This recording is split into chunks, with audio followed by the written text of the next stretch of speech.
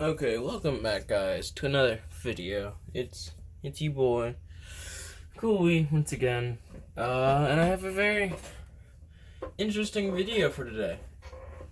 One that I think needs to be made.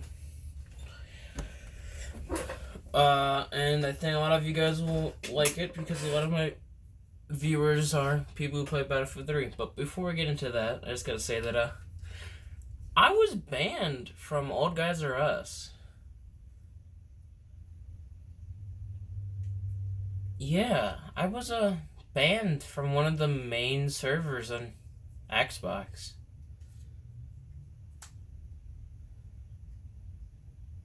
And that really caught me off guard. So I'm wondering if any of you guys can put out a good word for me, because, like, you can watch my clips. You see, I normally am dog shit. Like, I do everything fine, okay. And, I got banned. I mean, I don't really know how to, like, express how I'm feeling with that, but, yeah, I plan on getting into a talk with the server owner, because his admin's the one who banned me. So I do plan on getting a talk with him. But besides for that depressing note, I have a couple videos, mainly 10, that are, the videos you get when you get premium. And I found a way to get them to work again on Battlelog. And as such, I found a way to download said clips. So, just by doing a rough estimate, there's maybe 30 minutes worth of video. Of the 10 premium videos, I got a Discord notification. I need to go ahead and mute that real quick. Thank goodness this laptop is capable of split screen. So now, privacy? Hang on, hang on, I need to go to notifications. No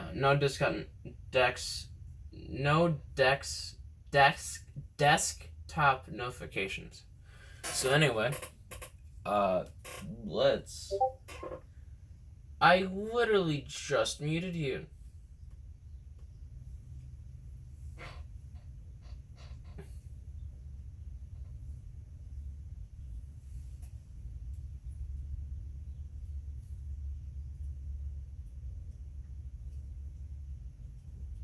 No sounds. Thank you. But anyways, now that that's taken care of, because I wasn't actually expecting that to happen, yeah, so let's get this underway. Actually, give me 1 second. I already know my cat's gonna want to leave my room, so give me 1 more second. So without further ado, let's get this show on the road.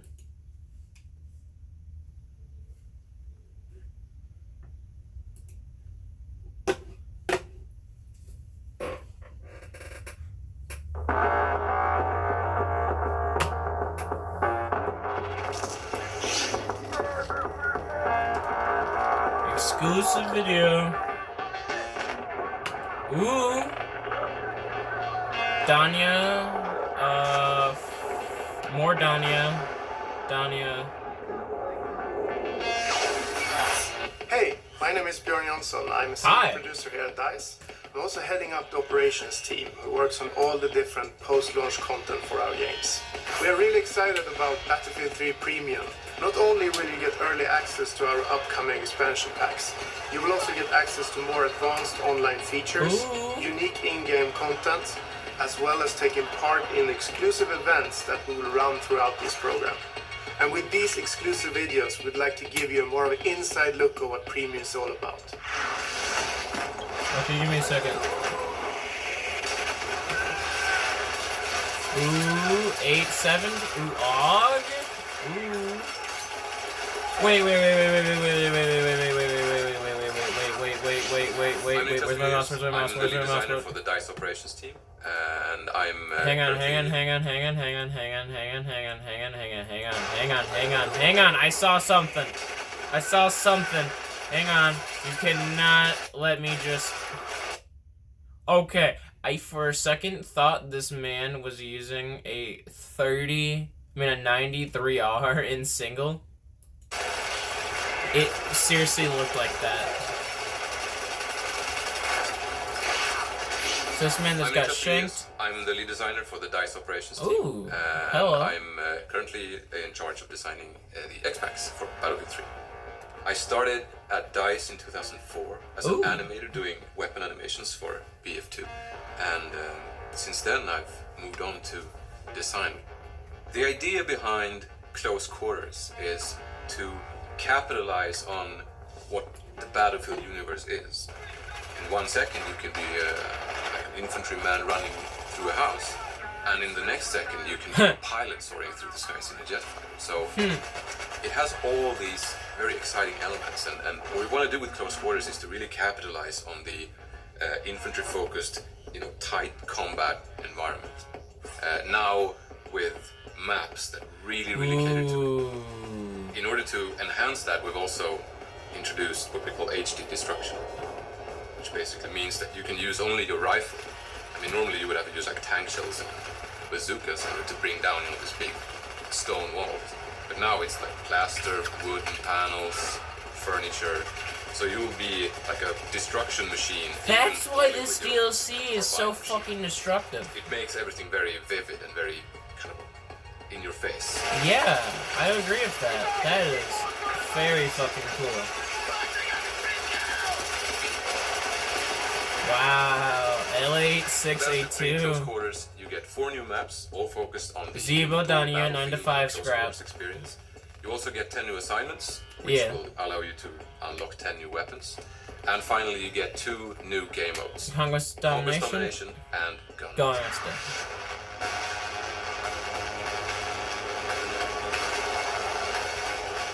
Conquest Domination is the Close Quarters take on Conquest.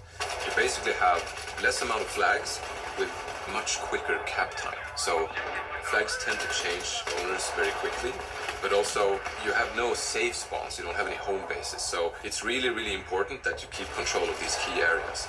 And I think squad play is the key factor in achieving Conquest Domination, because it's really important to really maintain control of these areas, because you have no other safe zone. You just need to do that.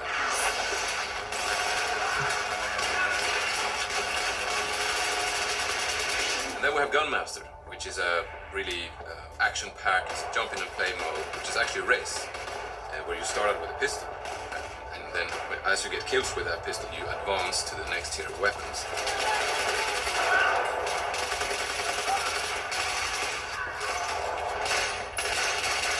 In order to win the mode, you need to go through the powerful weapons and ultimately win by getting a knife kill in the end.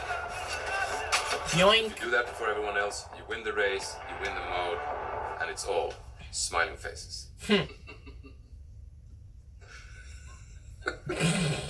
All smiling faces or one smiling? It's actually true, there's only one smiling face and then like 15 frowns. Yeah, but 15 it's frowns. It's a fun mode. Yeah, Zibo! Zibo Tower. A real quick thing to add on to this is that all the Close Quarter maps don't actually have objective names. If you look at every other DLC and the base game maps, you'll see it's like North Entrance, South Entrance, like Gas Station. All of these objective names, their official in-game name is A, B, and C. Now, on the Prima Game Guide, which you get, like you can pay for it, like the default map one, but if you have Premium, you get all of these other Prima Game Guide books, digital, and these actually tell you, I count them as official. They have the, like I just said, what I deem the official names for all of the objective names. So it's like South Roof, North Roof, like on scrap metal. There's like parking garage and some other shit, and then it's just like Very, very cool, but also kind of weird that this DLC doesn't actually have the ejected names, and you gotta go out your way to find, what I deem as the official ones, because I don't know if they're counting them as the official names. I count them, though. It's our smallest and most action-packed map. Agreed. It's essentially a skybar on top of a skyscraper. It's based around the classic and horseshoe-shaped design that many Battlefield players know from Wake Island, but now, in this condensed form, you can use that middle space to really flank the enemy, which is really exciting, especially since you have the 2-floor setup as well, so you can actually use the staircases to come up behind people who are guarding like the top floor. And we have some good sniping spots. For example, you can have good defensive position on top of the swimming pool area. That's a pro tip right there. It also has a lot of corridors and rooms with very, very thin walls. So what you can do is open up flanking routes by just actually shooting big holes in the walls. So you really need to find your spots if you're trying to play defense. Yeah. And if you're on the offense, you need to move very quickly because it's a small map, it's a lot of circulation, a lot of action, so movement is key.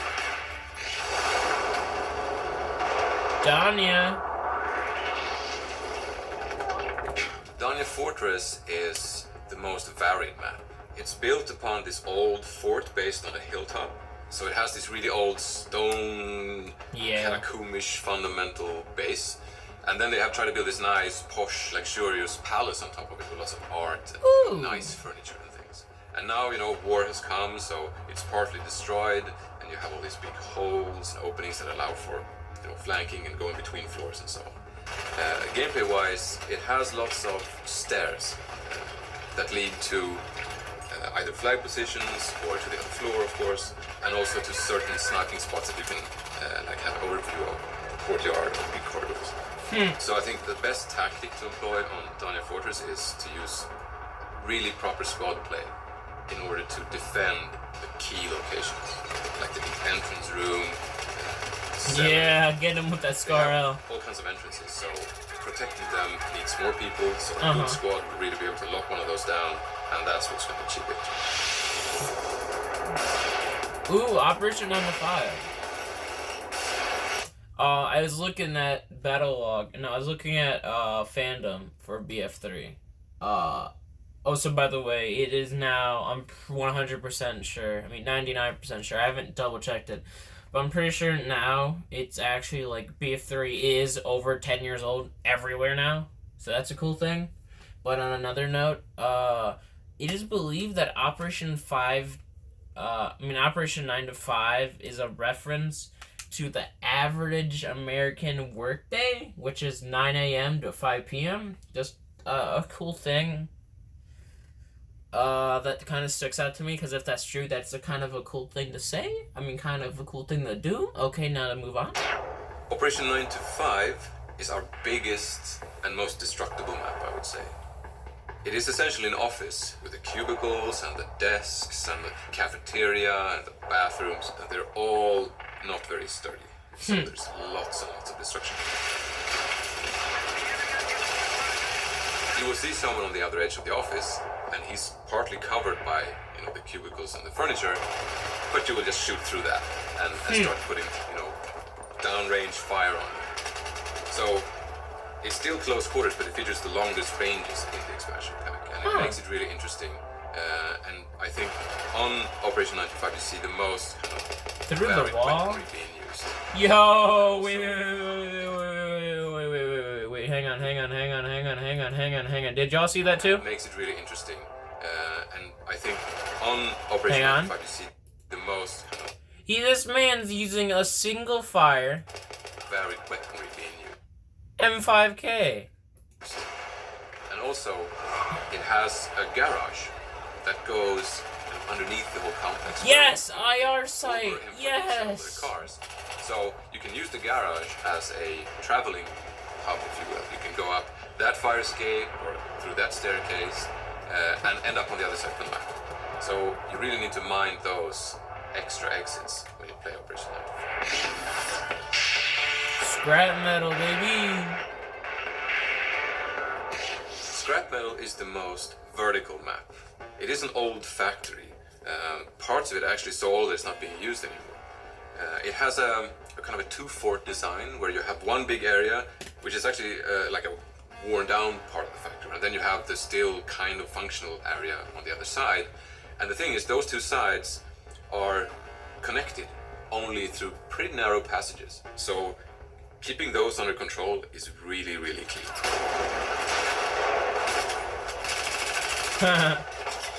F2000. Entrances, you need to control those while staying in control of your rooftop, because that's another entrance point, and that's very open and long range. So you're going to see a lot of snipers covering those rooftops. And also, since it's an old factory, it's made out of mostly concrete and metal, so you won't have the same abilities to, tear down walls and create flanking ground. So positioning, I think, is the absolute key to winning on scrap. It's very exciting when you have control of one side and you're trying to figure out how to assault the enemy on the other side. And I think that's a very exciting proposition that comes with scrap metal.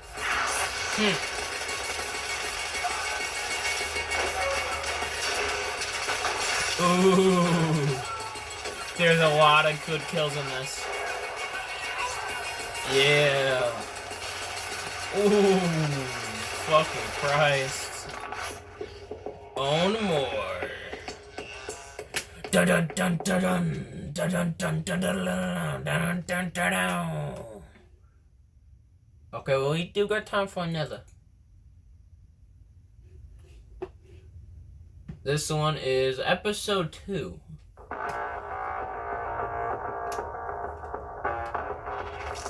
Battlefield 3 on more exclusive video. What's in this one? Ooh! Wow, okay, that is a cool animation. The dog tags. I am Alan Kurtz. I am the senior gameplay designer on Battlefield 3. I've been with DICE for about 7 years now. I started out on 2142. I've also worked on both the Bad Company series, and Battlefield 3 is my first big, real Battlefield game. One of the things we really wanted to bring to the Battlefield 3 premium experience was weapon customization. We looked at what was missing from our weapon customization, and we said, we want camouflage. We want weapon camos that our premium players can use on the battlefield, show off, show that they're dedicated Battlefield players. So we have brought the F2000, the Peshmerg, the L96 sniper rifle, It's called the Peshmerg? and the Scar H carbine, and we have brought you some weapon camos that you can unlock through assignments. We think it'll let premium users really stand out on the battlefield. In close quarters, you're getting 10 new guns. 6 of those are really focused on the close quarters experience, and 4 of them are weapons that each kid can take back to the greater battlefield and have a new experience with. So for our assault guy, we brought the Aug A3. It's an Austrian bullpup assault rifle. So you got the clip behind the trigger, which is going to give you a better maneuverability in close quarters. You're going to have better fire from the hip, and you're going to be able to navigate with that weapon and bring it onto target faster than you would with, say, the M416. Similar performance-wise, but that close combat edge is going to give you something to really think about when you have the Aug. Yeah. For the engineer, we've got an Israeli bullpup. It's called the MTAR. It's a super short version of the Israeli assault rifle called the TAR-21. Super high rate of fire, a higher rate of fire than the engineer has seen before.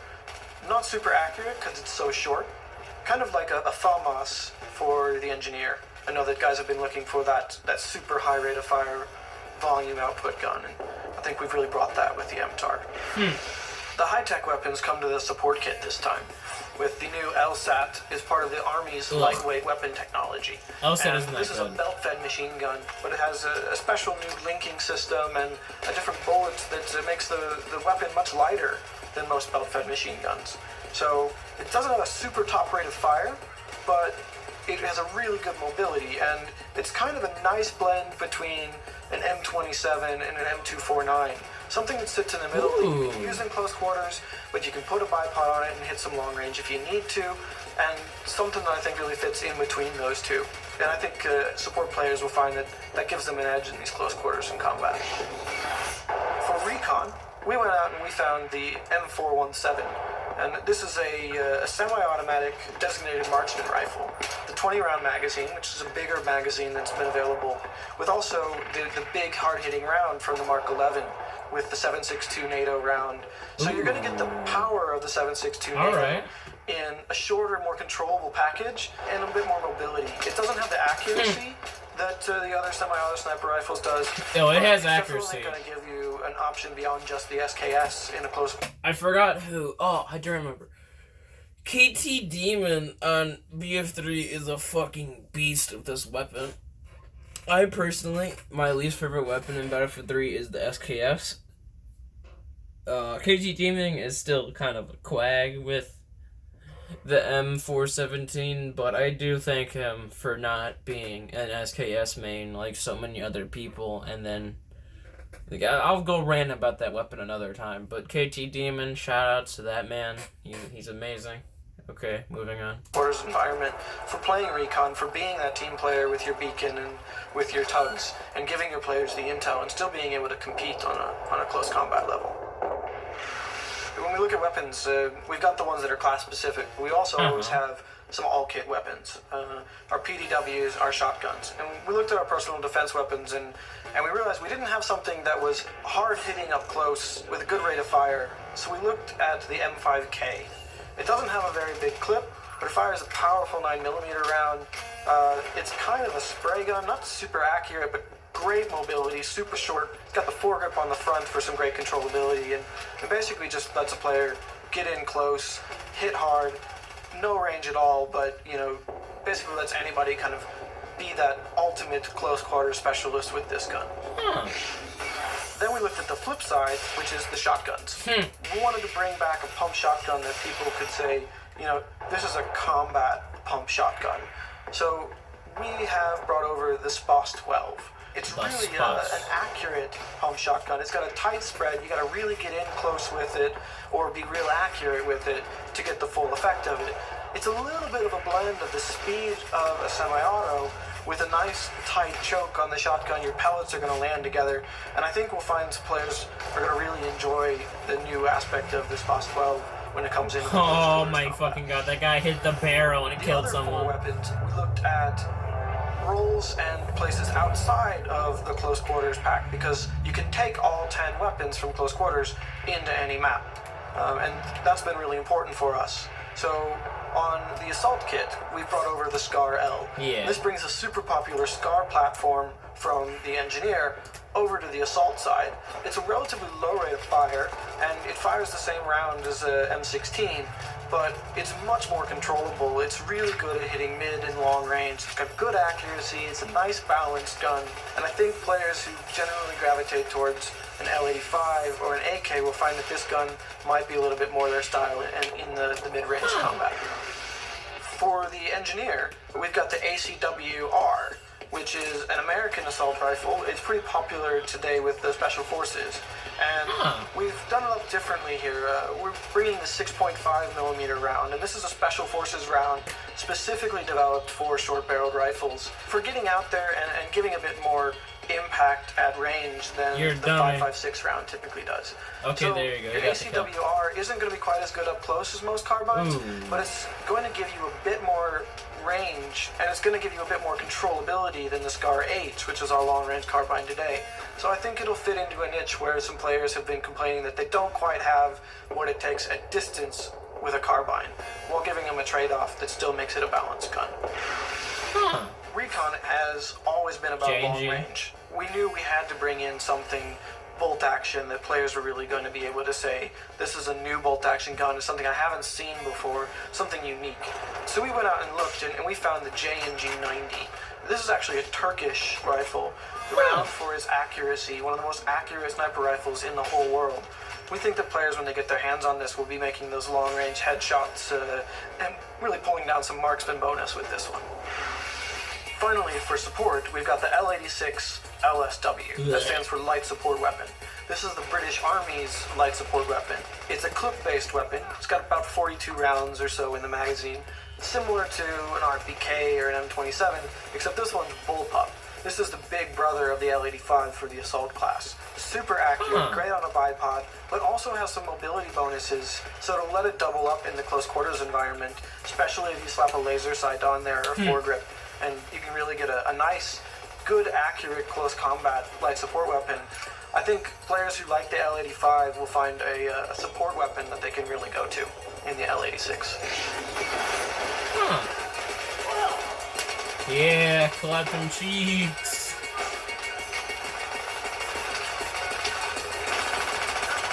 Oh, he just got shanked. Yeah, pulling up C4. Dun dun dun dun dun dun. That was a lot of great videos. I'm just gonna go do the next video. Next premium video in the next video. So make sure you guys. I'm trying to react. There's not that much to react to.